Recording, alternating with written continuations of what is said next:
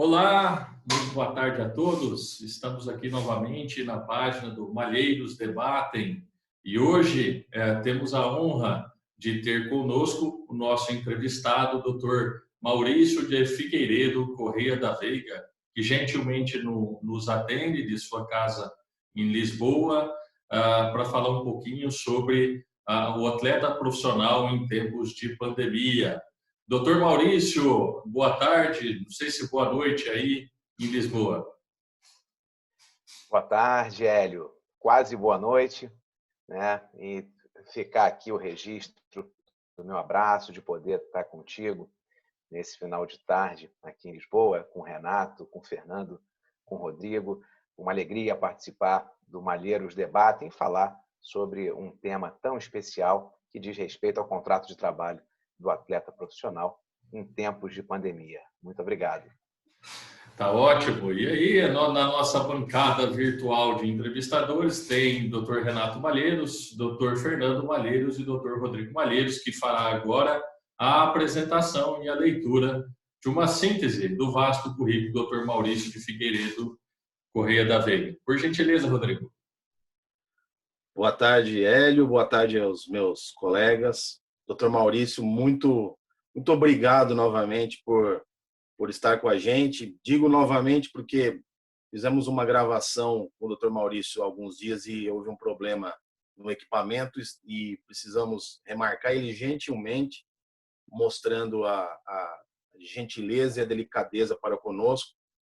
Remarcou a data de gravação. Isso, para nós, nos enche de mais orgulho ainda. Dr. Maurício, advogado especialista em direito esportivo, inscrito na Ordem dos Advogados do Brasil, lá no Rio de Janeiro, e em Salvador também, né, doutor? Formação acadêmica, foi bacharel de Direito pela Universidade Católica de Petrópolis, é mestrando em Ciências Jurídicas pela Universidade Autônoma de Lisboa, provavelmente por isso a residência nesse momento aí em Lisboa, que neste momento também nos enche de uma certa inveja branca, como diriam os nossos amigos, né? Por ter superado, estar na nossa frente, estar na frente do Brasil na superação dos efeitos da pandemia. Eles já estão se desconfinando, né?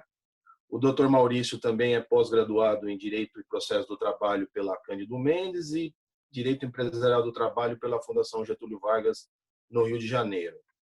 Dentre outras homenagens, já foi agraciado com a Ordem do Mérito Judiciário do Tribunal Superior do Trabalho, no grau oficial, na Cruz do Mérito do Empreendedor Juscelino Kubitschek, Medalha Marechal Deodoro da Fonseca pelo governo de Alagoas, Medalha da Ordem dos Nobres Cavaleiros de Brasília, no grau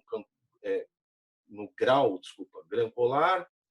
E como últimas obras acadêmicas, tem a evolução do futebol e das normas que o regulamentam, aspectos trabalhistas desportivos de 2013, temas atuais do direito desportivo de 2015 e o excepcional Manual de Direito do Trabalho Desportivo de 2016, que eu reli novamente, estou relendo, doutor, muito por conta do que nós conversamos na semana passada. Também foi conselheiro da OAB no Distrito Federal entre 2015 e 2018. Atualmente é membro da Comissão de Direito Desportivo da OAB. E eu vou resumir, doutor, senão nós vamos ficar aqui 2 horas no seu currículo, que realmente é muito bom. E além do currículo ser muito bom, trata-se de uma excepcional pessoa. E feitas as apresentações, eu vou iniciar com uma pergunta que, como a gente espera e a gente tem visto nos outros debates nossos, o vídeo tem sido assistido por não só profissionais do direito, mas também por acadêmicos, né, por estudantes. A minha filha está curiosíssima, que ela está no 4º ano da PUC, está curiosíssima para ver esse vídeo. Já semana passada já veio me questionar, a gente vai regravar. E também por pessoas que de repente não são do meio jurídico, né? E então eu inicio, doutor Maurício, com a pergunta, já que o nosso tema é o atleta profissional na pandemia, que o doutor pudesse então nos informar, nos caracterizar um pouquinho o que é o atleta profissional, né? se esse é um contrato de trabalho comum, se esse é um trabalho de contrato que a gente pode dizer assim, ordinário, ou se existem especificações, enfim. Como nós podemos definir o que é um atleta profissional? Muito obrigado novamente, bem-vindo ao nosso canal, doutor. Rodrigo, muito obrigado. Mais uma vez é uma alegria, uma satisfação poder estar aqui conversando com vocês. Você comentou novamente, e veja que nesse período entre a primeira gravação e essa, algumas novidades já aconteceram, para demonstrar que esse período de pandemia ele acaba provocando uma dinâmica ainda maior no contrato de trabalho do atleta profissional, que já tem um dinamismo muito mais acentuado do que um trabalhador comum. Então, já estamos aqui com algumas novidades. Você comentou bem, aqui em Portugal já houve um início de desconfinamento gradual, ainda lento, e essa semana os restaurantes já voltaram a funcionar depois de 2 meses, obviamente com algumas restrições, com ocupação pela metade de pessoas. As lojas também, até 400 metros quadrados já estão funcionando. E por que eu digo isso? Porque daqui a pouco vai ser a hora do futebol também retomar. A previsão aqui em Portugal é 4 de junho. A Alemanha já retornou nesse último final de semana. Provavelmente Portugal será aí o segundo país da Europa. Ainda precisa de muita cautela, vamos falar isso no decorrer da nossa entrevista aqui, porque a atividade do atleta profissional é, de fato, uma atividade diferenciada. Ele não é um trabalhador comum. Inclusive, a própria CLT não tem aplicação imediata no contrato de trabalho do atleta profissional. CLT, Consolidação das Leis do Trabalho, que rege ali a atividade entre empregado e empregador, com algumas leis, né, que são excepcionais, que dizem respeito a atividades especiais. E uma delas é justamente a atividade do atleta profissional, que tem como lei de regência a Lei Pelé, que é a Lei 9.615 de 1998. É justamente nesse diploma que vamos encontrar todas as normas que devem ser aplicadas para o atleta. Direitos, mas também deveres. Essa é a legislação, portanto, especial, a legislação desportiva. E quando se diz que a CLT não tem espaço para o contrato de trabalho desportivo, isso não é o Maurício que está dizendo. Eu me socorro aqui das palavras da saudosa desembargadora Alice Monteiro de Barros, que foi do TRT da 3ª Região de Minas Gerais, que assim dizia. E também João Lira Filho, que é considerado o patrono do direito desportivo no Brasil. Isso quer dizer que a CLT não pode ser aplicada ao atleta? Não, ela até pode, mas vai ser aplicada de forma subsidiária. Primeiro, vamos à Lei Pelé, vamos nos socorrer da Lei Pelé, da lei especial. Naquilo que a Lei Pelé for omissa, só assim, e desde que não haja nenhum tipo ali de incompatibilidade com os princípios do desporto, somente nesta hipótese é que você aplica a CLT. Portanto, isso é fundamental para aquele acadêmico, para o operador, para o profissional do direito, que esteja ali começando na área do direito desportivo, ter isso em mente, que você não aplica primeiro a CLT, mas sim a Lei Pelé. E é o próprio artigo 28, parágrafo 4º da Lei Pelé, que traz essa distinção, que traz essa previsão, fruto ali de uma interpretação desse dispositivo, mas a aplicação da CLT será subsidiária. E até hoje ainda existe essa, não vou dizer dificuldade de compreensão, mas às vezes misturar essas estações e querendo aplicar a legislação ordinária para o atleta, e que muitas das vezes não dá certo. E entrando aqui na nossa temática relacionada à pandemia e até os próprios efeitos né, do Covid-19, na relação do atleta profissional, nós tivemos, logo de imediato, assim que o Brasil decretou o estado de calamidade pública, tivemos edições de medidas provisórias que dizem respeito a situações trabalhistas, que dizem respeito a contratos de trabalho, né? E 927, 936, e aí veio aquela questão. Essas medidas provisórias são aplicáveis ao contrato de trabalho desportivo? Eu digo que sim, são aplicáveis, mas já digo aqui que tem correntes que entendem que a medida provisória 927, por exemplo, não é aplicada no contrato de trabalho desportivo. Isso porque no artigo 32 da MP 927, há ali menção ao trabalho temporário e ao trabalho doméstico, no sentido de que a medida provisória teria aplicação também nesses contratos especiais. E, portanto, a corrente que entende que não se aplica a medida provisória no contrato de trabalho desportivo, entende que, se fosse aplicada, deveria haver ali expressa menção aos contratos de trabalho regidos pela Lei 9.615 de 98. Particularmente, entendo que esse artigo 32, ele traz ali apenas uma lista exemplificativa e não exaustiva, no sentido de que, olha, inclusive para o temporário, para o doméstico, se aplica o disposto nessa medida provisória. E que, portanto, até pelo próprio conjunto, pelo próprio teor da MP, principalmente os artigos 1º e 2º, se aplica, sim, ao atleta profissional. Claro, aplico ali com uma série de críticas, porque, pessoalmente, entendo que deveria ter havido uma sensibilidade do Poder Executivo de editar uma medida provisória contemplando especificamente as peculiaridades da atividade do atleta profissional.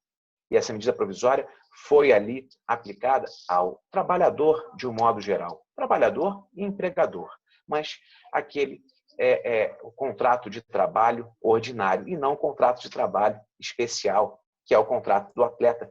E é especial porque a própria lei assim determina e estabelece. É o contrato especial de trabalho desportivo.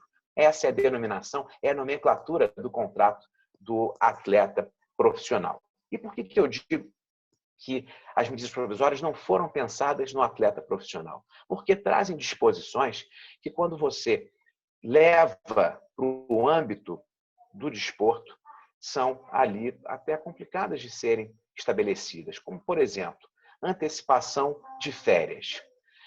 A CLT dispõe, né, o artigo 134, que vai ser o empregador que irá definir o período de gozo de férias do empregado, após tendo ali o direito à aquisição daquele período.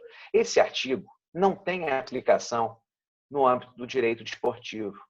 Por quê? As férias do atleta profissional devem coincidir com o recesso desportivo. E recesso desportivo que no Brasil acontece ali no final do ano, ali entre meados de dezembro e meados de janeiro. Portanto, nesse momento agora, do início de pandemia, em março, onde os atletas já tinham ali, né, vindo de um período de férias, você simplesmente antecipar as férias para esses atletas é uma situação muito complicada. Primeiro, pela própria natureza da atividade do atleta profissional, que ele precisa ali de um vigor físico, de um preparo físico excelente, e esse preparo ele passa por uma série de questões, inclusive uma preparação psicológica. Então, é fundamental que ele esteja em atividade. Alguns clubes anteciparam férias, mesmo assim não anteciparam o período integral de 30 dias, mas sim de 20 dias. O que pelo menos foi uma solução imediata, encontrada, para poder enfrentar aquele período inicial da pandemia que nós não sabíamos, não tinha, né, nenhuma noção de quanto tempo ia durar. Agora também ainda não temos, mas pelo menos as questões parecem que estão ali um pouco menos turvas. E o atleta, então, ele precisa estar em atividade. Muitos clubes, inclusive, fizeram aplicação de treinamentos, disponibilizando personal trainer, via online, também disponibilizando psicólogos, porque o atleta precisa e muito dessa preparação psicológica, porque a inatividade para o atleta ela é muito cruel. O contrato de trabalho do atleta profissional, ao contrário do que acontece com o trabalhador comum, ele tem ali um período de vigência curto, no mínimo 3 meses e no máximo 5 anos. Então, a carreira do atleta por si só já é uma carreira muito curta. E você ficar em inatividade durante um tempo muito grande, isso pode comprometer não só o vigor físico do atleta, mas comprometer, inclusive, a sua carreira e abreviar até sua aposentadoria. Nesse momento em que se fala de uma retomada dos campeonatos, essa retomada ela não está só ligada à questão econômica, a questão que os clubes precisam das receitas relacionadas às transmissões desses campeonatos. Enfim, existe, obviamente, né, a questão econômica envolvida, mas existe também a questão da própria sobrevivência do atleta. E ele precisa, então, ter ali um preparo físico muito grande. O campeonato alemão já demonstrou, tivemos partidas nesse final de semana, sábado e domingo, e já demonstrou que a quantidade de lesões foi em percentual muito maior do que durante o campeonato normal. E isso, claro, envolve esse período de parada forçada que houve e, os clubes precisarão, também as federações, as ligas, precisarão estar muito atentos com essa situação. Esses detalhes, Rodrigo, já demonstram ali, né, que a atividade do atleta profissional é uma atividade diferenciada. As medidas provisórias, apesar de não terem sido feitas pensando no atleta, a eles devem ser aplicadas, mas estamos diante de um trabalhador diferenciado com uma legislação de regência específica.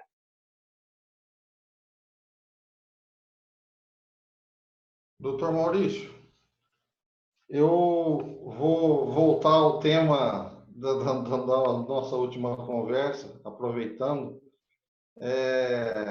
A gente sabe que hoje se tem em pauta a questão da força maior, como, inclusive, exceção para os contratos eventualmente não cumpridos.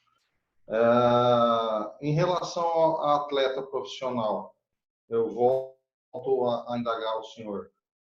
Se eventualmente os clubes retomarem, como me parece que Portugal já tem a data prevista, e o atleta, em razão dessa pandemia, alegar força maior e não retornar para o clube, ele pode ser penalizado? O senhor acha que é uma infração contratual por parte dele? Ou a alegação da força maior, da pandemia, pode eventualmente ser alegada numa situação dessa?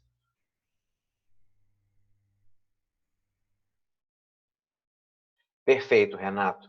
Essa é uma pergunta importantíssima e que tem sido feita não apenas no Brasil, mas em vários lugares do mundo, porque existe ali também uma resistência de alguns atletas, né? Não há ali uma corrente uníssona em relação a essas questões de segurança do retorno dos campeonatos. A primeira questão é: as federações estão tomando ali todas as cautelas possíveis para que o retorno das competições seja feito com segurança, dentro da segurança que pode ser fornecida nesse momento. Evidentemente, não teremos competições com torcidas. Isso, inclusive, tem um estudo recente da Universidade Federal do Paraná, que só vai acontecer, ou seja, as torcidas novamente nos estádios de futebol, depois que a vacina for descoberta e disponibilizada. O que me parece ser uma situação muito prudente e bem coerente. Eu sempre defendi ali que o jogo sem torcida era um absurdo, porque punia torcedor, punia o clube, punia o telespectador. Mas é claro que nesse momento agora estamos diante de uma situação excepcional. Estamos fora da normalidade. Então, sempre defendi ali que jogos, por exemplo, com portões fechados, para mim é uma penalidade inócua, que o efeito ali vai ser, enfim, praticamente zero, né? E você vai punir o torcedor. Mas, nesse momento, é a atitude mais sensata. No Brasil, a própria CBF disponibilizou uma junta de notáveis, né, de profissionais da medicina, infectologistas, que estão ali confeccionando relatórios, dizendo ali quais são os métodos, né, de possibilidade de retorno das competições dentro desses limites de segurança. A partir do momento que os clubes assumem que há segurança e colocam os seus atletas para retornar para as competições, o clube, evidentemente, ele está assumindo responsabilidades. E responsabilidades não de agora, né, relacionadas à pandemia, mas responsabilidades que já estão inseridas, esculpidas na própria Lei Pelé. O artigo 34 traz ali quais são os deveres do clube. E além daqueles deveres que ele tem ali protocolares em relação a registro de contrato de trabalho do atleta, que é uma obrigação do clube, ele tem também a obrigação de fornecer todas as condições para que os treinamentos e as competições ocorram dentro dos limites de segurança para esse atleta. Essa é uma obrigação do clube, portanto, já prevista na própria Lei Pelé. Não estamos falando de uma novidade ali trazida nesse momento de pandemia. Além disso, o clube ele é obrigado a submeter os atletas a todos os exames médicos e clínicos necessários. E, nesse momento, essa previsão legal ela é de suma importância, porque, então, o clube vai ter essa obrigação de submeter aos atletas aos testes ali de Covid, de temperatura, de verificar se esses atletas estão infectados. Essa é até uma questão bem interessante aqui em Portugal. Antes de definirem a data do retorno, 5 clubes da Primeira Liga tiveram atletas que testaram positivo para o Covid-19. A maioria deles assintomáticos. Estavam treinando ali, mas não apresentavam nenhum sintoma da doença. Então, essa submissão dos testes ela vai ser essencial. E depois, evidentemente, se for o caso, colocar esses atletas dentro de uma concentração, né? Deixar esses atletas confinados sem contato externo. Isso vai ser também uma forma de você evitar que eles se contaminem. Na Alemanha, teve um jogador que foi proibido de disputar essa retomada da Bundesliga, porque ele saiu dessa concentração para comprar ali uma pasta de dente. Então, ele foi penalizado, e agora a discussão é se a pena foi justa ou não, particularmente entendo que foi, dentro desse momento que nós estamos vivendo, que descumpriu uma regra ali fundamental.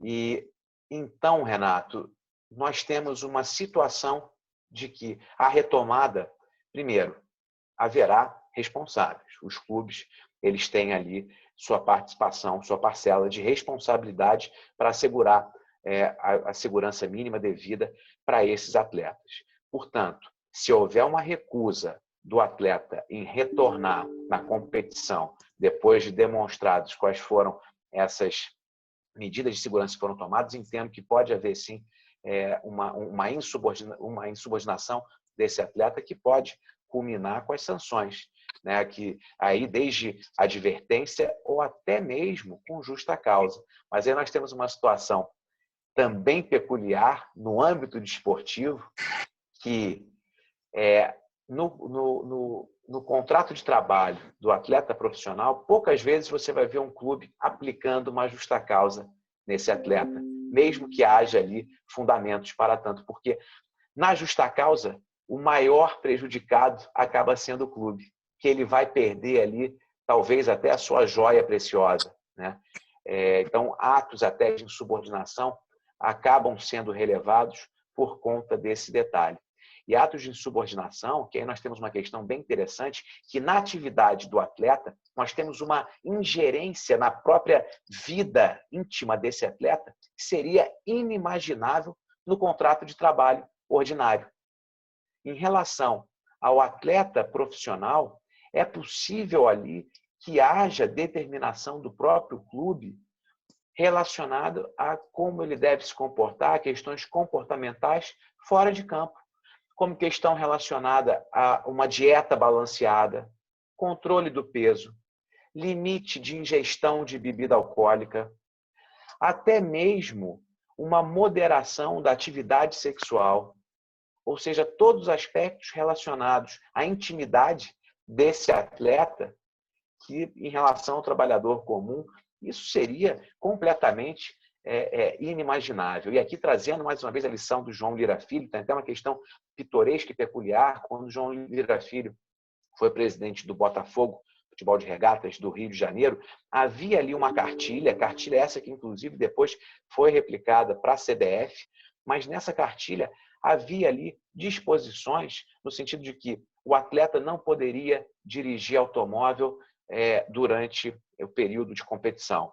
O atleta não poderia fumar durante os treinos.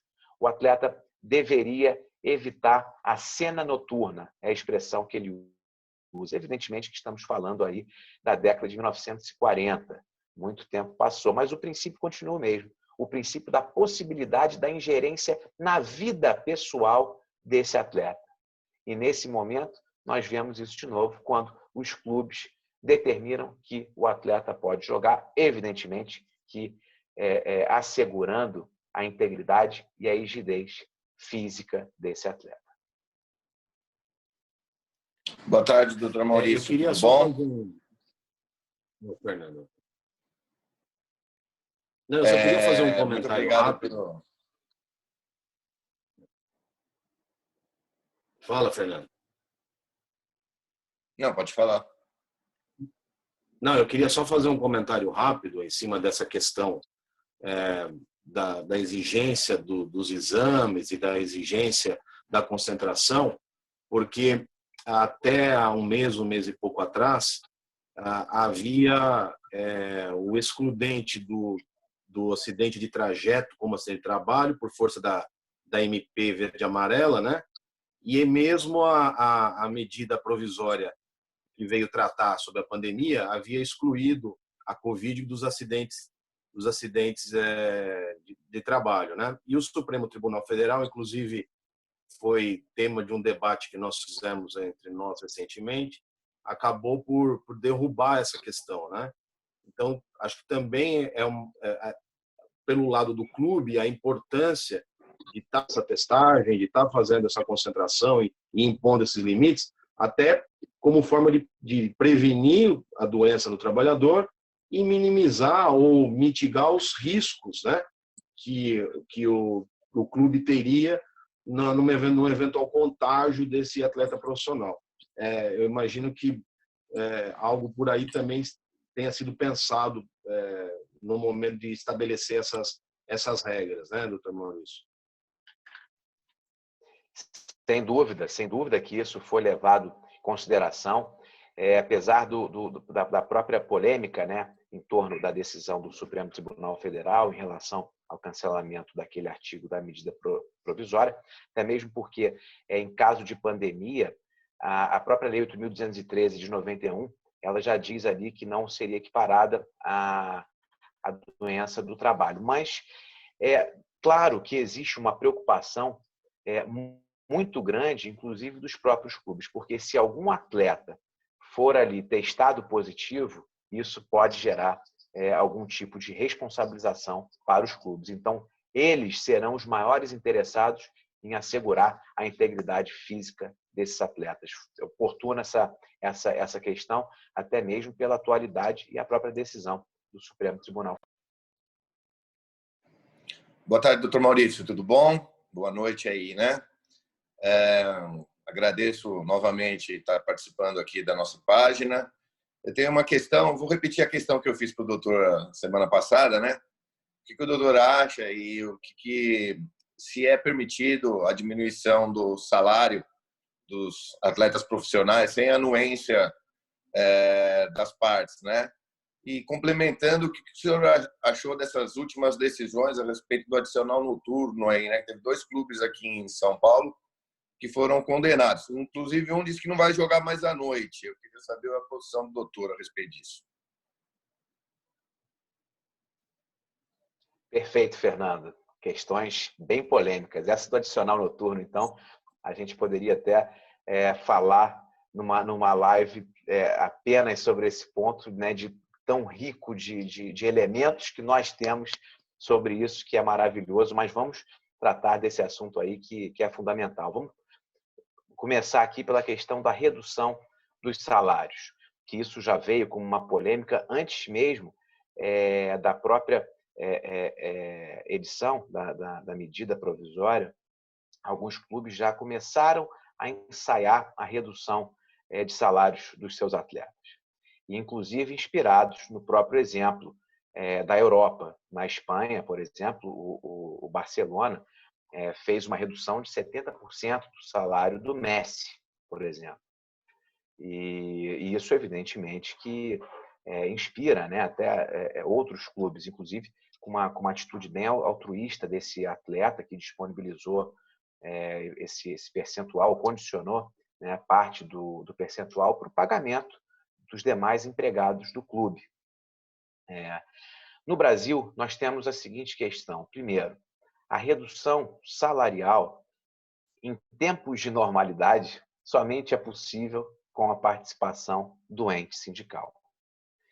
Com a medida provisória, né, a 936, nós tivemos ali uma possibilidade de afastar o ente sindical dessa discussão.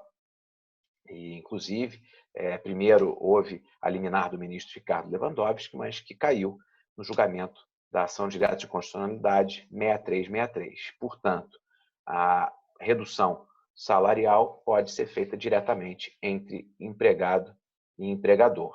E isso se aplica também aos atletas. Inclusive, o próprio Atlético Mineiro e o Fortaleza foram um dos pioneiros a estabelecer esses acordos individuais. Porém, sem a participação do sindicato, nós temos essa questão que, inclusive, o próprio Supremo Tribunal Federal já decidiu. Porém, não é possível haver uma redução unilateral. É preciso que haja ali a concordância do próprio atleta. Por outro lado, é importante que os atletas tenham em mente que nós não estamos vivendo um momento de normalidade. Essa pandemia, ela traz uma situação totalmente anômala. E por que eu quero dizer isso? É porque o próprio atleta vai ter que ter em mente que, nesse momento, o principal é você preservar o bem maior. O bem maior que nós estamos falando aqui é a vida, né? Não tem dúvida nenhuma. E logo na sequência, né, o que seria ali o bem maior, logo em seguida, é o emprego. Por quê? Se o clube fechar as suas portas por não conseguir pagar a integralidade dos salários, seja dos atletas, seja dos demais empregados, não vai haver emprego para essa totalidade de pessoas envolvidas. E aí não só os atletas. Portanto, os atletas precisarão fazer esse exame de consciência em relação a essa questão da redução salarial. Portanto, nesse momento, a redução unilateral, ela certamente vai ser questionada. Mas é fundamental que haja esse exame de consciência para que o emprego seja preservado, mesmo que nesse momento tenha que se cortar na própria carne e reduzir o salário. Agora, é importante também, Fernando, essa é uma questão crucial, uma questão nevrálgica até quando se trata de atleta profissional de futebol. A primeira imagem que vem à tona para todos nós é que o atleta profissional é aquele jogador bem-sucedido, que ganha milhões de reais por mês, ou enfim, de dólares, de euros, que tem contratos de licença de cessão da sua imagem com empresas, com o próprio clube, que tem patrocinadores, empresas multinacionais, mas essa é uma realidade muito pequena. E a realidade no Brasil, ela é ainda mais cruel. De acordo com dados da CBF, que a CBF é quem detém esse número, porque ela obrigatoriamente faz o registro dos contratos de trabalho. Todos os contratos de trabalho são por ela registrados, né? Cada federação tem um registro ali individual, mas passa pela CBF, que é um sistema, o TMS, o Transfer Match System, que você tem ali arquivado todos esses contratos de trabalho, porque é esse contrato de trabalho averbado é que vai dar a condição de jogo. É aí que surge o vínculo desportivo. E é aí que esse atleta vai poder efetivamente participar das competições, né, de forma ali regular, sem que isso implique em alguma sanção para o clube. Então, a CBF obrigatoriamente tem essa estatística. E hoje nós temos 24 mil atletas registrados no Brasil, em mais ou menos 800 clubes em todo o país. Uma quantidade muito grande, uma quantidade bem considerável de clubes. E olha só esse dado, que impressionante. 96% desses atletas de futebol recebem até R$5 mil. 96% recebem até R$5 mil. Então, aquele atleta bem-sucedido ali vai estar na faixa dos 4%. Aquele muito bem-sucedido vai estar num percentual muito menor, mas acima de R$5 mil, só 4% dos atletas que recebem. Então, a realidade dos clubes de Série A e de Série B no Brasil é uma realidade completamente diferente dos outros clubes. Então, desses 700 para os seus atletas. E você tem ali mais ou menos 80% dos atletas recebendo na faixa de R$1.000. Então, essa é uma realidade muito impactante. Uma coisa é você reduzir, né, um salário, claro que o percentual vai ser o mesmo, mas reduzir um salário de quem recebe ali R$1 milhão por mês. Outra coisa é daquele que recebe esses R$1.000. É uma questão extremamente delicada. E para agravar essa situação, quando nós fizemos, né, a primeira entrevista, ainda nós falávamos ali do projeto de lei, o 13.982, que estendia o benefício emergencial para os atletas. E agora tem uma novidade, Rodrigo, é que esse benefício foi vetado pelo presidente da República para os atletas. Talvez até por essa ignorância em relação a esse universo dos atletas. Mas a grande maioria precisa desse subsídio, daquele valor do benefício ali, daquelas 3 parcelas de R$600 por mês. Porque a grande maioria recebe parcos salários. Essa é a realidade da maioria dos atletas profissionais. E com o veto do executivo, os atletas não vão fazer jus a esse benefício, o que é de se lamentar. E aí não só... Isso eu estou falando do futebol, que tem uma visibilidade, tem uma vida própria. Isso sem falar de todas as outras modalidades. Infelizmente, para mim, alvo de todas as críticas, esse veto, porque o esporte precisa desse auxílio. O esporte ali tem uma situação que é fundamental, inclusive nesses tempos de pandemia, para melhorar a questão mental, para melhorar a saúde. Os casos de comorbidade em todo o mundo são aqueles que colocam a pessoa numa situação de risco para o Covid-19. E o esporte é um meio essencial, né, para você diminuir uma série de doenças. Né? Eu não sou médico hoje, da minha pretensão, mas a importância que o esporte tem, a questão do próprio peso, da pressão arterial, açúcar no sangue, todas doenças que estão ali relacionadas e podem botar a pessoa dentro de uma situação de risco. E o atleta, então, que tem ali, né, que precisa, que faz, né, enfim, a sua atividade está ligada justamente com esse movimento físico, ele vai ficar totalmente desamparado. Portanto, esse é um dado que eu gostaria de trazer, e dentro, Fernando, da sua pergunta, né, em relação a essa questão da redução salarial, é bom termos em mente. Aqui eu não falo só como advogado de clubes, né? Porque eu sou diretor jurídico do Vasco da Gama, advogo para o Paraná Clube, lá no TST, para o próprio Santos, para o Bahia. Então, falando aqui de uma forma geral, pensando no equilíbrio da relação, porque sem clube não há atleta, mas o atleta é fundamental para a projeção do clube. Então, precisamos viver ali dentro daquela que a biologia se chama de autopoiese, fazemos parte de um mesmo sistema. Então, quando eu digo ali que o atleta vai precisar refletir, né, quando não aceitar essa redução salarial, mas temos que ter em mente que a realidade da maioria dos atletas é uma realidade muito dura, muito penosa.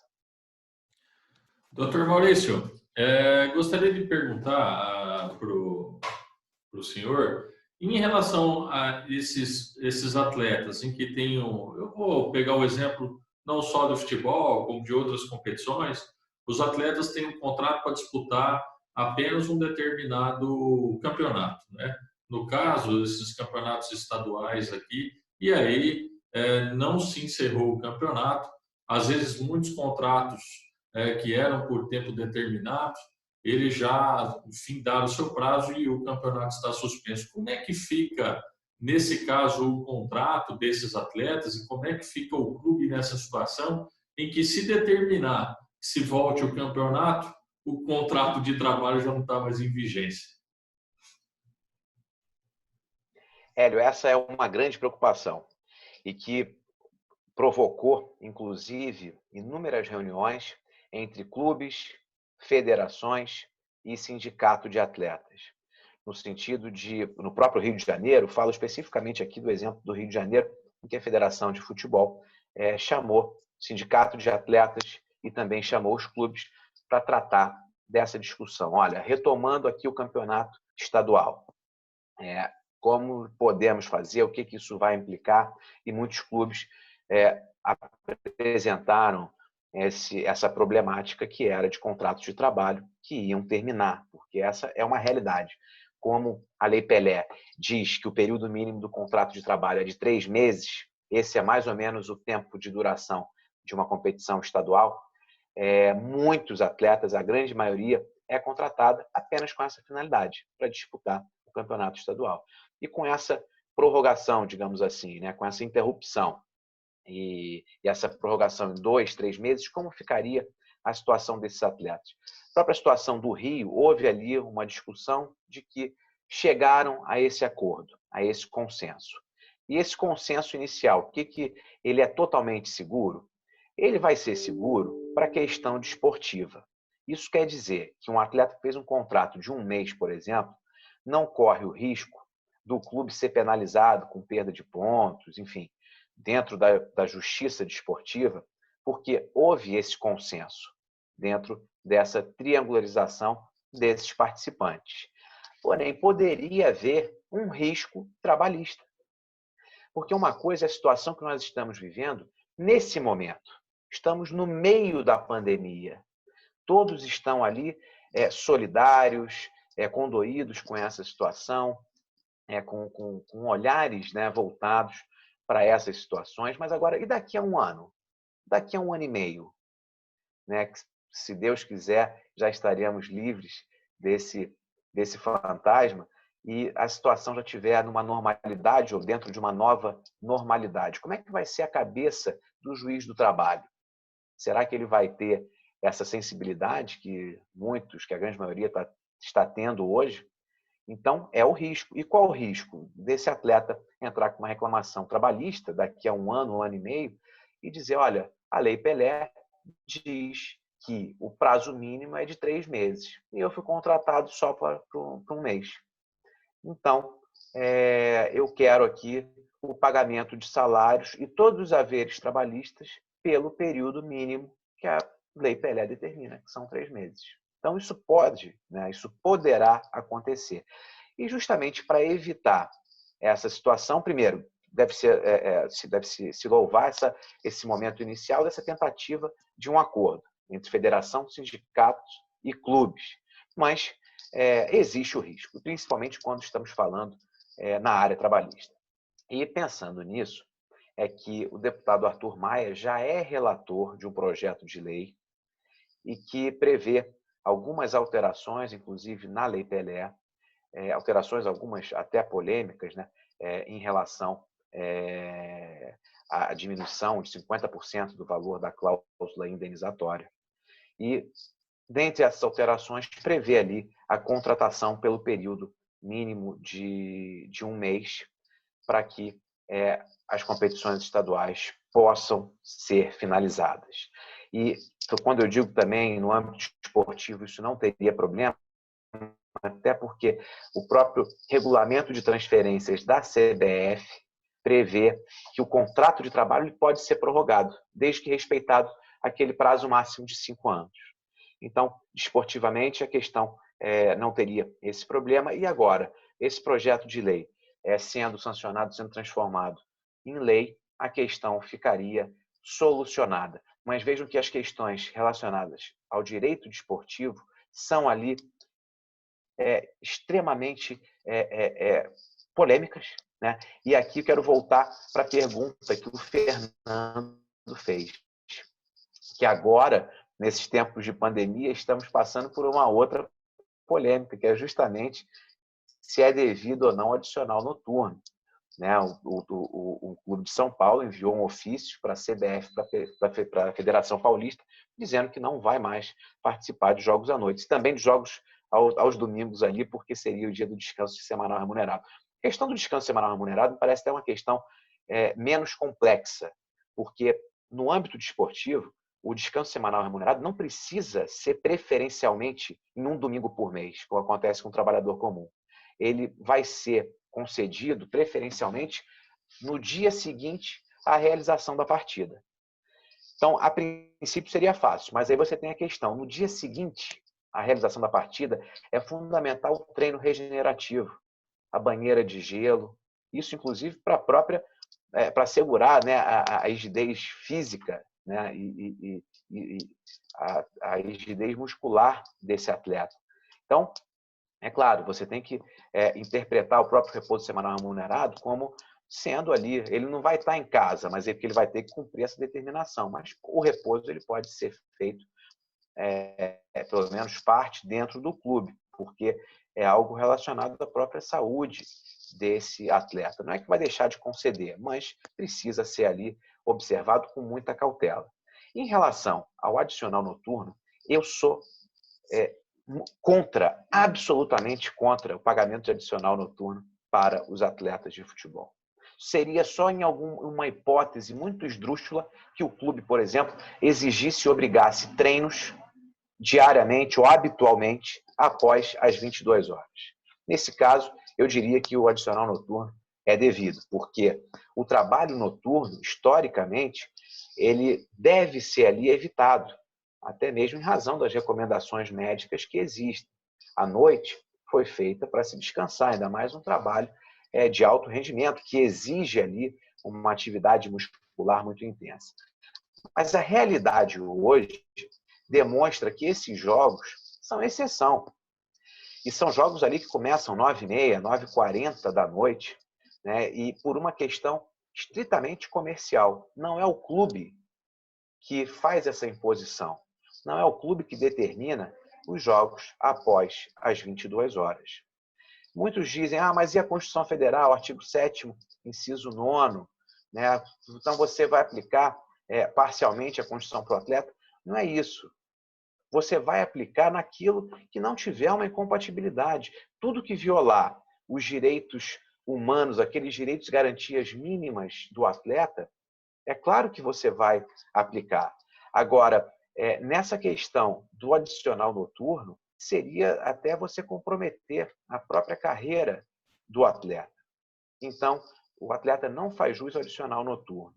E quando eu menciono essa questão da interpretação da Constituição, eu digo que deve ser interpretada com cautela, Fernando, porque se você for interpretar ao pé da letra, nenhum atleta menor de 18 anos vai poder participar de jogos a partir das 22 horas. O que seria um verdadeiro absurdo, seria castrar, podar a carreira de um atleta. Eu faço aqui até uma brincadeira com vocês. Imagina o Neymar, na época que ele estava estourando nos Santos, com 17 anos de idade, 9h40 começa o jogo. 20 minutos de jogo, o Muricy Ramalho, Neymar, vem cá, você não pode jogar agora, porque você está proibido. Senão o Ministério Público do Trabalho aplica aqui uma multa, enfim.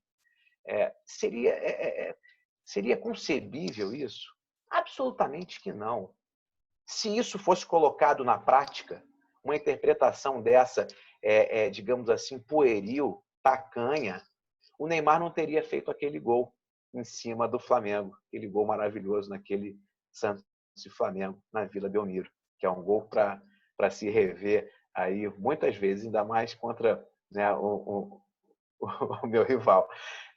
Então, não dá para você olhar com olhos de um contrato de trabalho ordinário a situação do atleta profissional, em razão de todas essas características, em razão de todas essas peculiaridades que cercam essa atividade. A questão do repouso semanal remunerado e adicional noturno, poderíamos fazer aqui, né, um bate-papo só sobre essas questões, porque são muitos os casos e você tem uma quantidade muito grande de decisões do TRT, a grande maioria é negando o adicional noturno. Uma recente agora do TRT, da 18ª região de Goiás, teve essa decisão de São Paulo, parece que da 11ª turma, não conheço, contra o São Paulo, porque o processo está em segredo de justiça, mas gostaria de ver como isso vai chegar no TST, porque quando chega no TST, a maioria das vezes é por agravo de instrumento e recurso do atleta, então o mérito não é enfrentado.